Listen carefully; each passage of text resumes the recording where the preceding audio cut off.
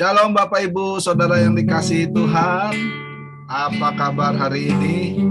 Kita mau bersama-sama membangun semangat hidup, dan hanya di dalam Tuhan saja semangat hidup yang sesungguhnya, yang sejati dan yang abadi. Ku menyembah dalam hati kudus hadir. Ku menyembah dalam kudus hadirat-Mu. Hampiri tahta kasih karunia-Mu Bapa, kekuatanku, hanya dalam hadirat-Mu, Yesusku. Hanya Kaulah segalanya.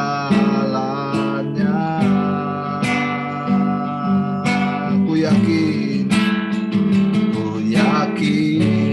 Kau hadir di sini.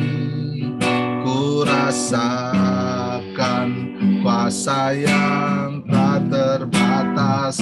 Ku yakin Kau nyata di sini. Kemenangan terjadi di sini. Haleluya. Saudara-saudaraku sekalian dikasihi oleh Tuhan, ketika kita sujud menyembah di dalam hadirat-Nya, bahkan firman Tuhan berkata, di mana 2-3 orang berkumpul di dalam namaku, di situ Yesus hadir.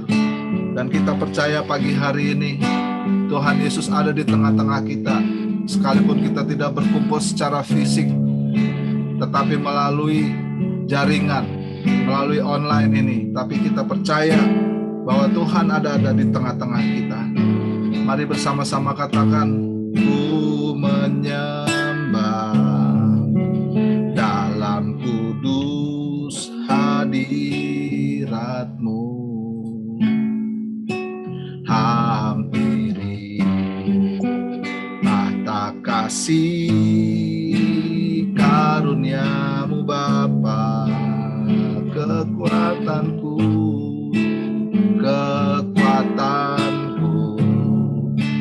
hanya dalam hadirat-Mu, Yesusku. Hanya Kaulah segalanya.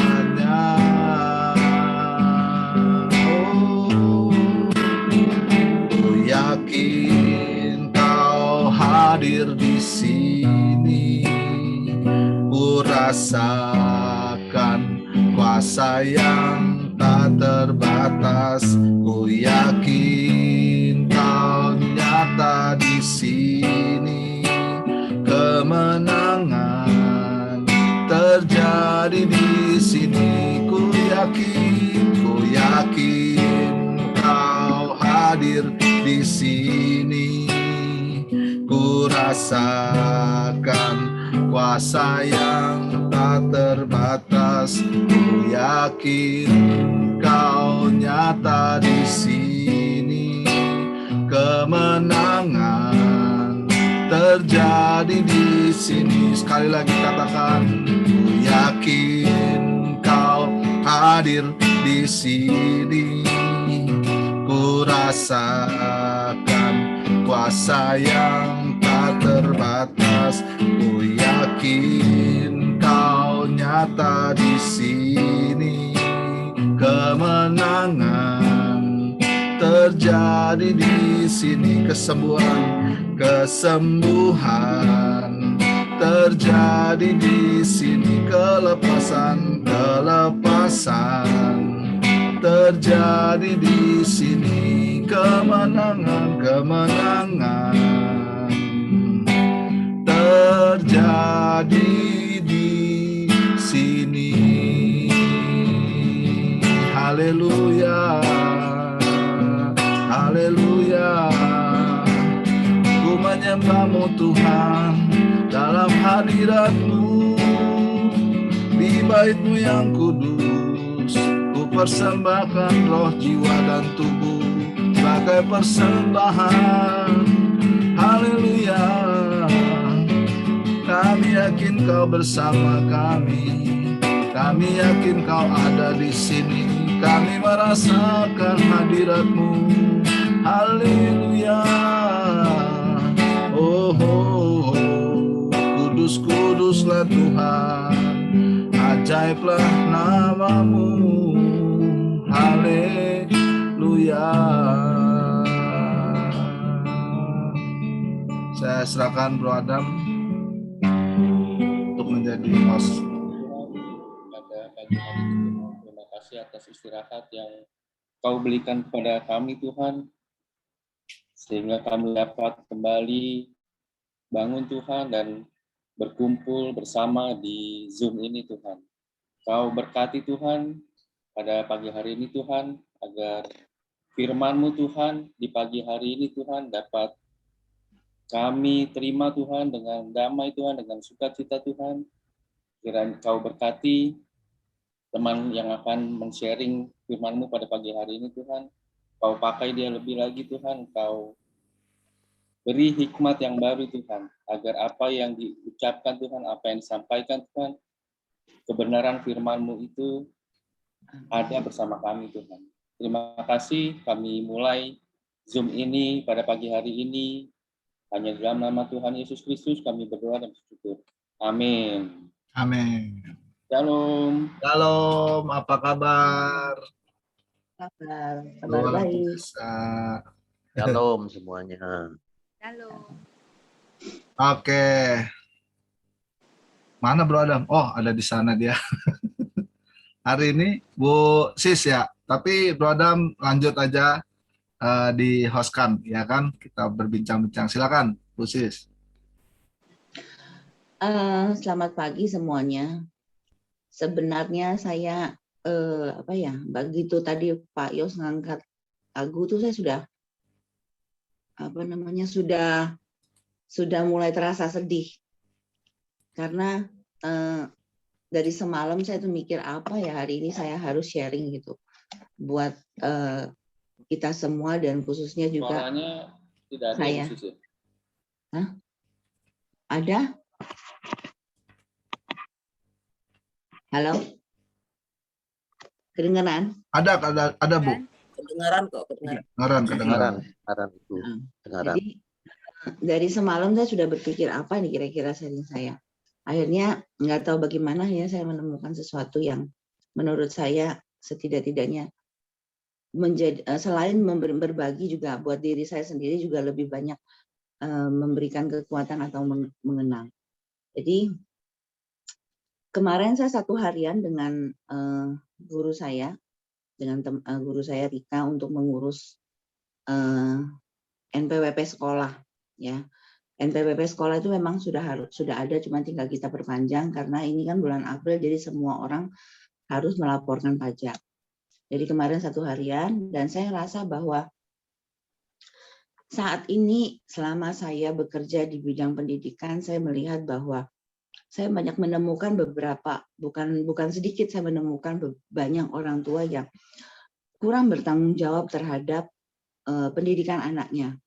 Mungkin itu terjadi di sekolah non formal seperti saya homeschooling. Jadi kita yang sebagai guru itu yang selalu memberikan motivasi sampai seterus-terusnya kepada orang tua dan anaknya sampai anaknya itu bisa menyelesaikan tugas dan tanggung jawabnya sebagai murid dengan baik. Saya teringat banget bahwa beberapa tahun yang lalu saya memiliki cukup banyak anak, 4 anak. Tiga anak ini saya menikah 4 tahun, saya mendapatkan 3. Jadi 4 tahun menikah dapat 3. Dan itu setengah mati banget saya melihat repotnya itu bukan main lagi. Dan yang paling kecil saya dapat beli bonus 1 itu adalah pada waktu usia saya 41 tahun. Saya mendapatkan yang paling kecil ini dan menurut saya itu satu bonus banget. Nah, perjalanan saya sebagai orang tua selama ini saya bersama suami merasa bahwa kita itu adalah benar sekali jadi orang tua belum. Itu karena kebenaran itu adalah Tuhan yang tahu.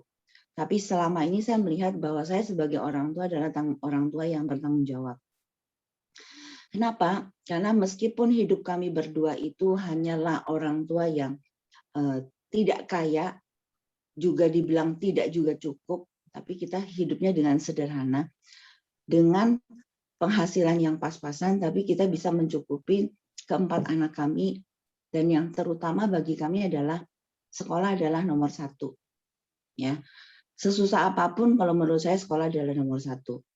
Nah, saya teringat dan membaca Amsal. Kita baca Amsal dulu ya. Amsal 17 ayat 8. Okay.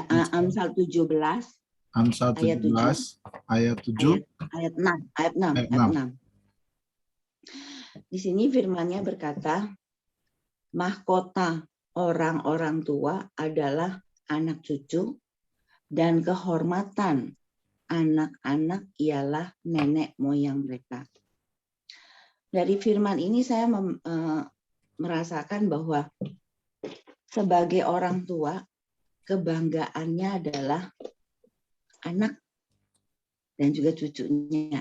Jadi orang tua akan bilang, anak saya begini loh, hebat. Cucu saya juga hebat loh, begitu. Ya kan? Selama ini saya ngelihat orang tua tuh, nenek kakek itu selalu ngomongnya seperti itu. Terus kehormatan anak-anak ialah nenek moyang. Begitu juga dengan anak-anak. Anak-anak akan bilang, kalau misalnya papanya polisi, papaku polisi loh, papaku direktur loh. Jadi bagi anak-anak tuh, orang tuanya, nenek moyangnya itu satu kehormatan buat mereka akan ucapkan terus. Nah, saya teringat waktu anak-anak masih kecil, karena saya merasa saya bukan orang tua yang tidak mampu untuk memberikan semua yang banyak buat anak saya. Satu yang saya lakukan setiap hari dari mereka masih TK adalah satu. Saya memberikan tumpang tangan. Sebelum mereka pergi sekolah, saya selalu memberikan mereka tumpang tangan. Karena saya merasa bahwa dengan tumpang tangan itu Tuhan itu bekerja. Dan saya yakin dengan tumpang tangan itu bahwa di sana saya melihat bahwa ada banyak banget itu keajaiban terjadi. Baik pintar sekolah, rajin, semuanya tuh ada di situ, lengkap. Dan saya juga belajar itu, karena selama dari kecil saya juga melihat, saya juga ke gereja, dan saya lihat semua pendeta tuh hamba Tuhan itu selalu mengangkat tangan berkat buat jemaatnya. Dan ternyata saya baru ngerti banget bahwa jangan main-main dengan tumpang tangan dan berkat setiap kita kebaktian, karena di situ tuh berkatnya itu mengalir buat kita jemaat.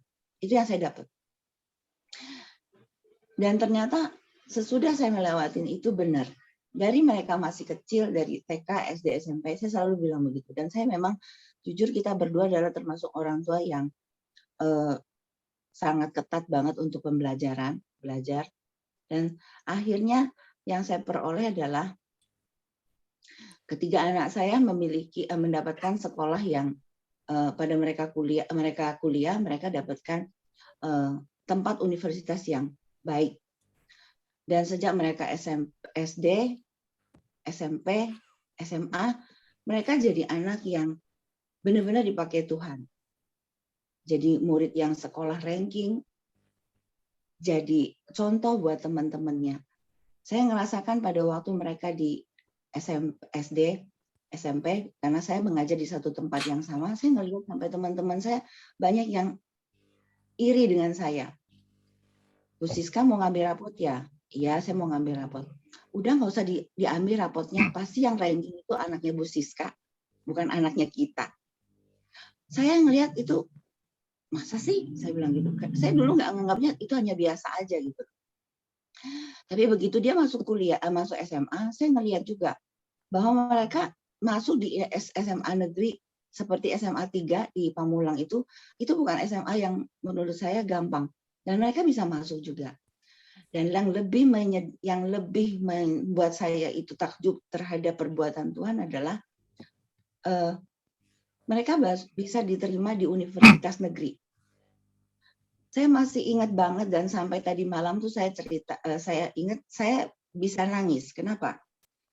Waktu anak saya pertama kali masuk kuliah, saya bilang sama Tuhan, sebelum 1 tahun sebelum saya masuk kuliah, saya bilang, Tuhan, saya nggak mampu untuk universitas negeri, karena universitas negeri adalah universitas yang sangat mahal sekali. Saya nggak mampu, Tuhan. Anak saya banyak. Saya minta satu-satunya Tuhan. Satu universitas negeri yang baik buat anak saya yang laki-laki, yaitu Ivan. Ternyata benar. Begitu dia selesai begitu dia masuk di SMA, dia bukan masuk IPA, tapi dia masuk IPS. Suami saya bilang, ayo kita protes aja karena saya yakin anak kita itu bagus, baik lah. Nggak mungkin dia bisa IPS. Tapi saya bilang, jangan. Biarkan aja dia masuk di IPS. Karena saya yakin itu pasti rencana Tuhan. Selesai dia masuk SMA, selesai di kelas 2 naik ke kelas 3 SMA. Apa yang saya tidak pikirkan dan kita berdua tidak pikirkan, dia diterima dengan apa namanya itu di SPTN ya. Dia keterima di universitas itu tanpa saya susah-susah sama sekali. Jadi itu kepilih dari universitasnya. Hari itu saya menangis itu nggak berhenti-berhenti. Karena saya merasa bahwa ini universitas negeri itu di Malang, Tuhan. Bagaimana? Yang bikin saya sedih adalah saya nggak bisa berpisah dengan dia. Waktu itu saya nangis dan teman saya bilang begitu. Mestinya kamu bersyukur, Bu Sis, karena kamu anakmu keterima. Tapi kamu nggak usah nangis karena semua itu ada maksud Tuhan. Dengan saya memasukin anak saya walaupun tidak membayar, tapi perpindahan dari Jakarta ke Malang itu adalah membutuhkan biaya. Jadi kita harus menyiapkan biaya. Waktu itu kita tidak punya apa-apa. Dan saya hanya punya satu kendaraan yang saya banggakan, yaitu mobil butut. Akhirnya mobil itu kita jual untuk membiayai anak ini kuliah. Memang biayanya nggak ada, tetapi saya harus mencari kos, saya harus memilih tempat, dan lain sebagainya. Selesai satu masalah. Setiap mau masuk satu semester, saya selalu menangis. Tuhan, ini uang semesternya yang harganya 4 juta ini saya bisa enggak? Dan hampir setiap semester itu saya berdoa dan harus mencari uang untuk menutupinya. Saya masih ingat 2 hari, saya masih ingat sekali, pernah satu semester itu 1 hari menjelang pembayaran saya tidak punya dan saya harus mencari uang itu. Tapi balik lagi, rencana Tuhan itu tidak pernah gagal. Akhirnya saya bayar semester sampai akhirnya dia selesai di universitas itu, universitas kebanggaannya dia bisa dapat. Akhirnya saya harus masukin lagi anak yang kedua, yaitu yang Regina. Yang kedua ini juga sama, dia nggak mau masuk sekolah swasta karena dia tahu banget mamanya sama papanya itu nggak punya uang. Kadang-kadang saya sama suami begini, malu jadi orang tua karena tidak bisa memenuhi semua kebutuhan anak, yaitu mendapatkan universitas yang mungkin ternama lah gitu loh. Dia bertekad bahwa dia harus juga masuk negeri seperti kakaknya. Lewat perjalanan waktu sama yang saya lakukan. Saya berdoa, saya minta satu universitas jauh-jauh sebelumnya. Dan akhirnya dia keterima juga di satu universitas di Semarang, yaitu Universitas Diponegoro. Perjalanan yang kedua ini bikin saya lebih sedih lagi. Kenapa? Karena saya harus, karena dia masuk di keperawatan, dia masuk diterima, tapi kita harus ada bayar biaya juga. Dan biayanya itu menurut saya berdua lumayan. Mungkin kalau menurut orang yang punya uang itu nggak seberapa. Nah, saya berdua berpikir kayaknya dengan biaya yang kurang lebih hampir 10 juta, kita agak susah. Dengan rasa tidak malu, saya berangkat ke Semarang mengantar anak saya ini dengan satu tekad dan satu doa. Tuhan, kalau anak saya ini memang Tuhan izinkan sekolah di situ, pasti mengenai biaya Tuhan akan tolong dan Tuhan akan jawab. Saya tidak akan menyediakan biayanya. Yang saya pikir adalah Tuhan akan mengurangi biayanya. Akhirnya Bapak Ibu, saya nekat jalan kaki berangkat ke Semarang. Dari Semarang bawah itu yaitu kota, dengan kampusnya dia kalau nggak salah itu di Semarang atas, ya Semarang atas. Jadi kita harus, karena kita nggak punya kendaraan, jadi kita jalan kaki. Semarang atas itu pegunungan, jadi sejenis jalan yang cukup lumayan besar dan menanjak. Saya harus menemui kepala perawat untuk menanyakan apakah saya berhak mendapatkan pengurangan biaya yang dari biaya yang sekitar 10 jutaan. Kata kepala perawatnya bilang, tidak bisa Ibu. Kalau Ibu mau pergi, maka Ibu harus menghadap rektor. Hanya saya jalan lagi kaki, berdua siang-siang, pagi-pagi siang saya jalan, pergi ke direktorat. Hanya satu tujuan saya, minta pengurangan atau juga pencicilan, kalau bisa. Tapi pikiran saya nggak pencicilan, yaitu pengurangan. Karena selama saya jadi guru, saya merasa bahwa kalau kita sebagai orang tua nggak mampu, pasti akan ada pencicilan, ada pengurangan. Akhirnya saya mendapat masuk ke kantor rektor, yaitu rektor yang bagian keuangan. Susah banget, harus 2 hari saya mengantor itu, akhirnya saya masuk. Kepala bagian administrasinya atau bagian penerima tamunya menerima karena dia melihat saya itu begitu giginya setiap hari, selama 2 hari itu menunggu dia dan minta tolong kepada dia. Akhirnya hari ketiga saya diperbolehkan untuk menemui dengan rektor tersebut dengan perjanjian. Akhirnya saya ketemu dengan dia, dan yang membuat saya menangis dan saya heran adalah rektor itu bilang begini, maaf Ibu, kalau untuk pengurangan, universitas negeri ini adalah universitas yang termurah. Tidak mungkin saya memberikan pengurangan. Banyak sekali orang-orang yang membutuhkan universitas. Ibu termasuk salah satu dari sekian se-Indonesia ini anak Ibu yang kepilih. Ibu harus berpikir. Jadi saya tidak bisa memberikan pengurangan Ibu. Tapi karena saya lihat Ibu ini sudah 2 hari datang, maka Ibu nggak usah khawatir. Ibu datang aja ke Bank Mandiri, saya kasih nomor telepon orang di Bank Mandiri yang di Semarang, di BNI. Ibu langsung sebutkan saja nama saya, Ibu langsung ke sana hari ini. Si bodoh ini tidak mengerti, hanya membawa nomor telepon dan nama si rektor ini. Saya pergilah ke Bank BNI. Di sana saya baru tahu, ternyata rektor ini menelpon orang yang di BNI itu untuk membantu saya dengan membuatkan cicilan kepada saya lewat kartu kredit. Saya menangis Ibu. Orang nggak kenal, nggak apa, kok bisa loh kasih orang pinjam hanya modal, nama dan nomor telepon. Kalau menurut saya minjem uang segitu tuh harus pakai segala macam syarat. Akhirnya saya dapat. Saat ini anak saya yang kedua itu sudah menyelesaikan S1-nya, lulus dengan cum laude, dan masuk sekarang ke profesi. Mungkin bulan Agustus ini dia akan masuk ke wisuda yang kedua ke profesinya. Yang ketiga saya lewatin lagi dengan air mata, tapi yang ketiga lebih mudah.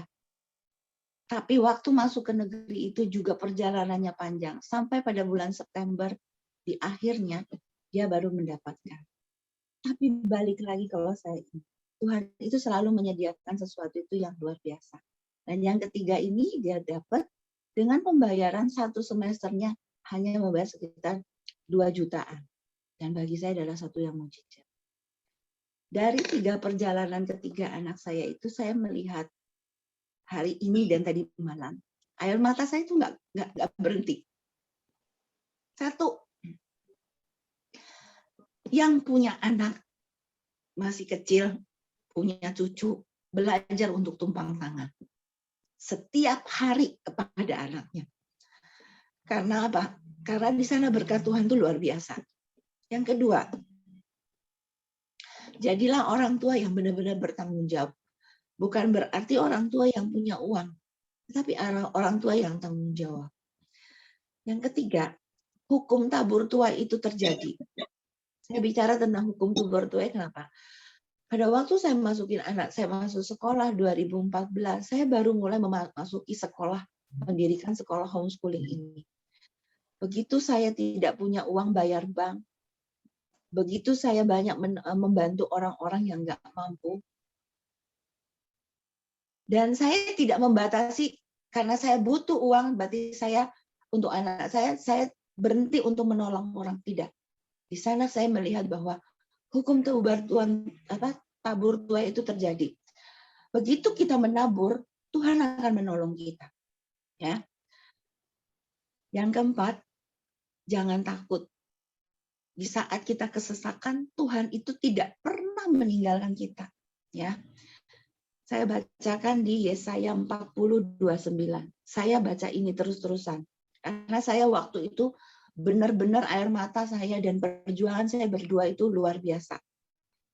3 anak, 1 semester itu pembayaran kuliah kita itu sekitar 11 jutaan. Setiap semester. Hanya dengan apa? Doa. Yesaya 40:29 bilang, Dia memberikan kekuatan kepada yang lelah dan menambah semangat kepada yang tidak berdaya. Jadi saya melihat bahwa benar juga ya, pada waktu kita mengalami kelelahan, ternyata Tuhan itu tetap memberikan semangat. Lelah cari uang, lelah mencari pinjaman, lelah berjuang, anak ini bisa sekolah, lelah banget. Air mata sudah, doa itu udah gak karuan. Tapi ya balik lagi, kita ini orang yang berkemenangan. Hidup dengan pas-pasan. Artinya hidup yang pas-pasan adalah pas mau, pas ada. Pas mau bayar, pas ada. Jadi selalu pas-pasan. Itu yang hebatnya kita orang Kristen. Saya pengalaman hidup itu kita luar biasa pas-pasan, bukan lebih. Selalu pas. Pas mau bayar, pas ada. Nah, dari cerita sharing saya ini, saya melihat bahwa orang tua di tempat saya ini memang harus belajar, dan saya sering sharing kepada mereka bahwa Tuhan tidak pernah meninggalkan kita. Hari ini 2021, saya merasakan air mata itu adalah bahwa khususnya tadi malam sampai hari ini, saya cerita sama suami saya, perjuangan kita 4 tahun itu sudah 5 tahun itu sudah hampir lewat 6 tahun. Agustus Regina akan wisuda yang kedua. Agustus juga Ruti selesai, Juni karena Ruti yang ketiga akan maju sidang tanggal 4 Juni, doakan. Dan saya ngelihat kita berdua ini benar-benar adalah orang tua yang nggak pakai malu. Kalau untuk anak ya kita selalu berjuang. Kalau zaman sekarang ini orang tua lebih mengutamakan HP yang terbagus.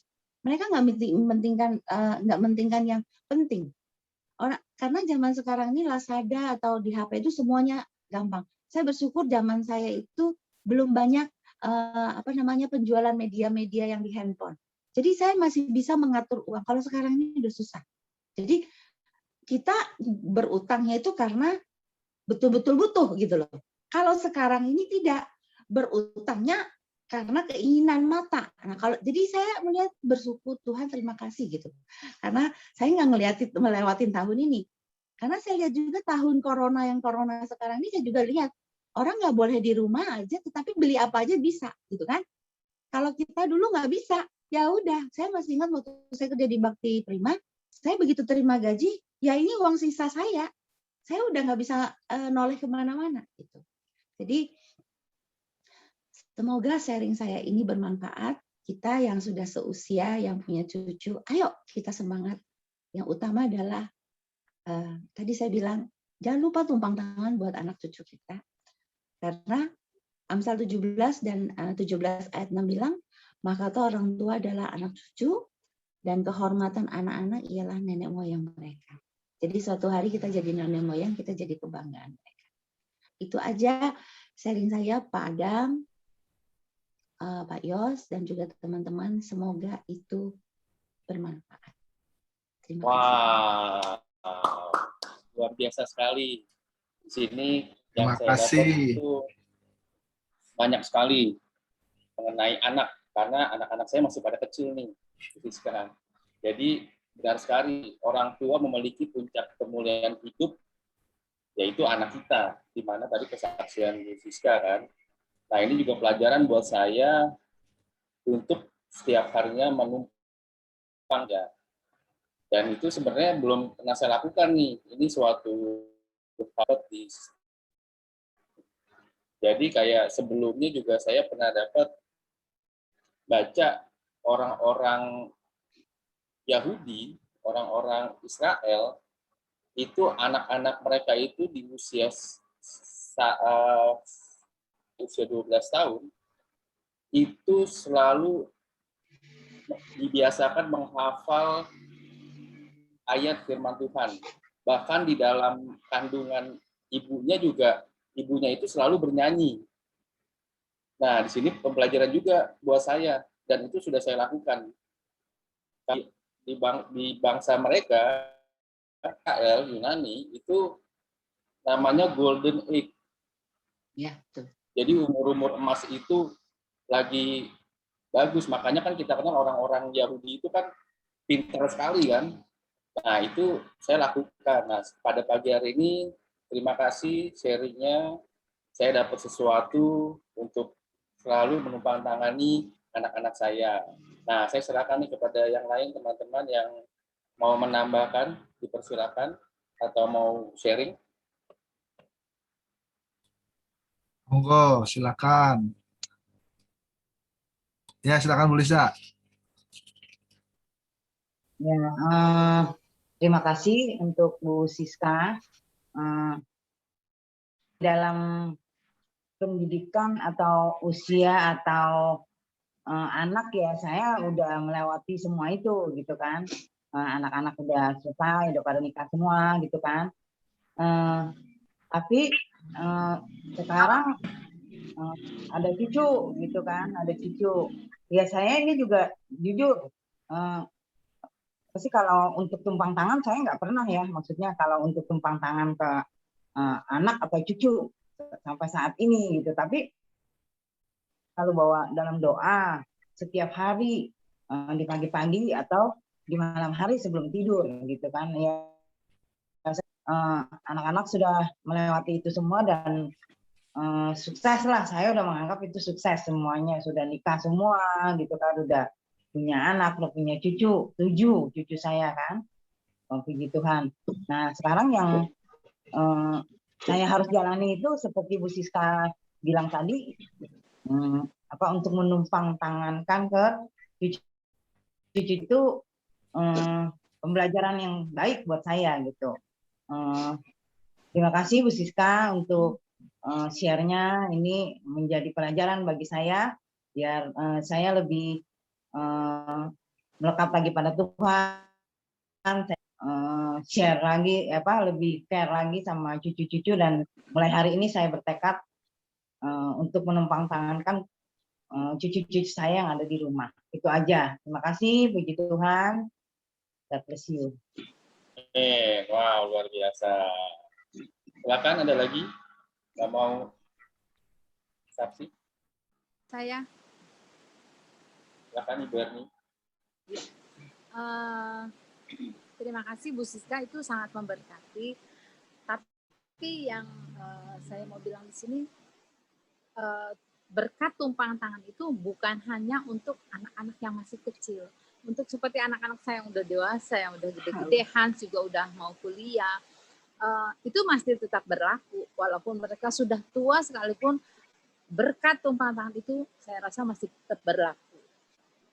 Saya pun sampai hari ini tetap, bahkan dari bapak saya, yaitu kakeknya mereka, ya opanya mereka, selalu kalau mereka ketemu sebelum mereka berangkat pergi kuliah, karena mereka di luar kota, selalu saya bilang, temuin engkong dan minta berkat engkong.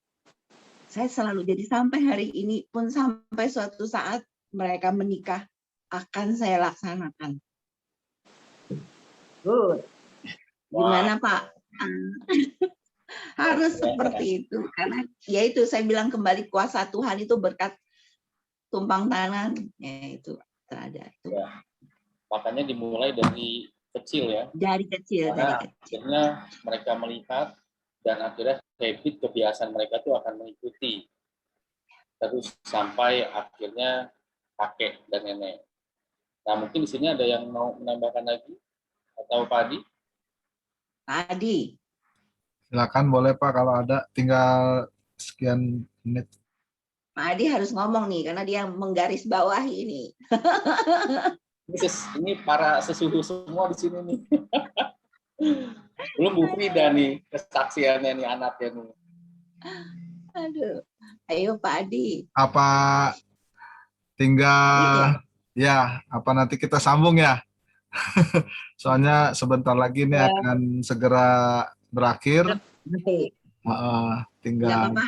2 menit. Tapi Pak Adi silakan kalau mau ada closing Ayo statement. Pak Adi, ayo Pak Adi. Enggak. Statementnya. Sudah habis waktunya ini. Belum Pak, belum. Nah, Lanjut, kalau Pak. mau closing statement aja Ya. 1 kalimat, 2 kalimat masih bisa Pak. Boleh. Ayo Pak. Oke, saya akan kasih Roma 8 ayat 28 bahwa Tuhan turut serta di dalam segala sesuatu yang terjadi dalam diri kita. Itu yang penting. Tuhan itu berserta dengan apa yang dilalui oleh Ibu Siska dari dulu sampai sekarang. Kenapa? Karena dikatakan dalam ayat 28 itu bagi orang yang mengasihi. Kalau orang tidak mengasihi Tuhan, tidak akan itu terjadi. Tapi bagi orang yang mengasihi pasti terjadi. Dan ingat juga yang kedua bahwa tidak perlu malu. Kadang-kadang kita melihat yang dulu itu ngapain harus nangis-nangis kalau melihat Tuhan itu menyertai. Betul? Nah sekarang kita sadar mesti kita perbaiki diri kita walaupun sudah tua menuju kepada apa yang menyenangkan Bapa. Terus itu saja dulu. Masih banyak sebenarnya Makasih, tapi Pak. sudah habis. Oke, terima kasih. Karena waktu tinggal sedikit, kita tutup dalam doa. Saya minta Ibu Farida, boleh tutup dalam doa. Mari kita satu dalam doa. Terima kasih Bapak Yesus yang baik untuk hari ini kami Tuhan boleh datang ke hadirat-Mu yang kudus, boleh mendapatkan spirit Tuhan di dalam hidup dan kehidupan kami ya Bapak. Berkati kami semuanya Tuhan yang ada di sini dan juga teman-teman kami yang lain ya Bapak yang belum hadir juga ya Bapak. Biarlah Tuhan hari-hari kami mau serahkan selalu ke dalam tangan pengasihan. Terpuji-pujilah nama-Mu Bapa, hanya di dalam nama Yesus Kristus Tuhan kami yang hidup. Kami sudah berdoa dan mengucap syukur. Haleluya. Amin. Amin. Top Terima kasih. banget hari ini. Tuhan Yesus memberkati. See you, Selamat Pak Oto, see you Iya. semuanya, Bu Farida, Bu Siska, terima kasih banyak, Iya. Pak Adi, Bu Erni, Bu Lisa. Yo. Sampai ketemu ya, Bro Adam, Tuhan berkati.